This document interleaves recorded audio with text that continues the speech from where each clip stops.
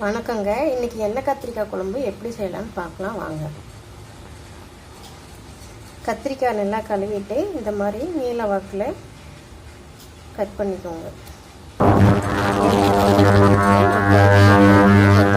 லைட்டாக வறுத்துக்கிறேங்க.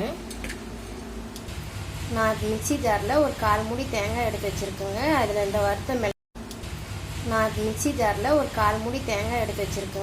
இந்த வறுத்த மிளகாய் தூளையும் கொத்தமல்லி தூளையும் போட்டுக்கலாம்.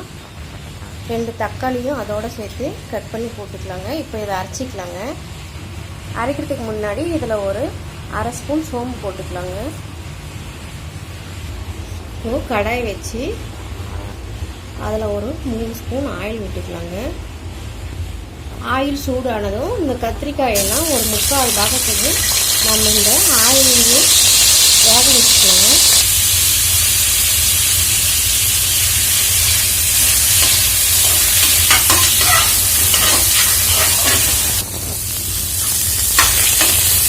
காய் வணங்கிட்டுருக்குங்க.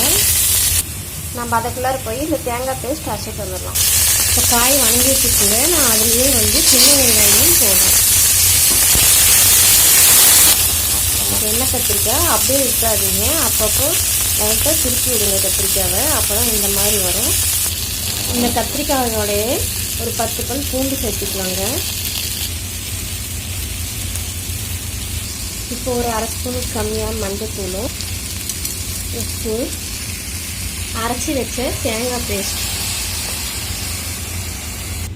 இப்போ இது லைட்டாக பச்சை வாசனை போகிற வரைக்கும் தண்ணி எதுவும் மிக்ஸ் பண்ணாமல் அப்படியே இதுலேயே கிளறி விட்டு அப்படியே வைங்க. இப்போது கொஞ்சம் தண்ணி ஊற்றிக்கலாங்க. இந்த மிக்ஸி அரைச்சி விட்டுக்கோங்க. தண்ணியாக நான் ஊற்ற போகிறேன். இப்போ இந்த மசாலாலாம் கொதிச்சிருச்சுங்க. இதில் நான் ஒரு 3 கொட்டை புளி கரைச்சி வச்சுருக்கேன், அதை ஊற்ற போகிறேன். வெந்தயம் நான் வறுத்து பொடி பண்ணி வச்சுருக்கேங்க, ஒரு 1/4 ஸ்பூன் அதில் போடணும். இப்போ குழம்பு தாளிச்சுக்கிட்டுங்க. எண்ணெய் ஊற்றி வடகம் போட்டு கருவேப்பிலை தழை போட்டுக்கோங்க. கொஞ்சம் பெருங்காயம் போட்டுக்கலாங்க. இப்போ எண்ணெய் கத்திரிக்காய் குழம்பு ரெடி ஆகிடுச்சிங்க. இப்போ நான் தாளிச்சிடுறேங்க. தாளிச்சு ஊற்றிடுறேன். வாங்க சாப்பிட்லாம். எண்ணெய் கத்திரிக்காய் குழம்பு ரெடி ஆகிடுச்சுங்க.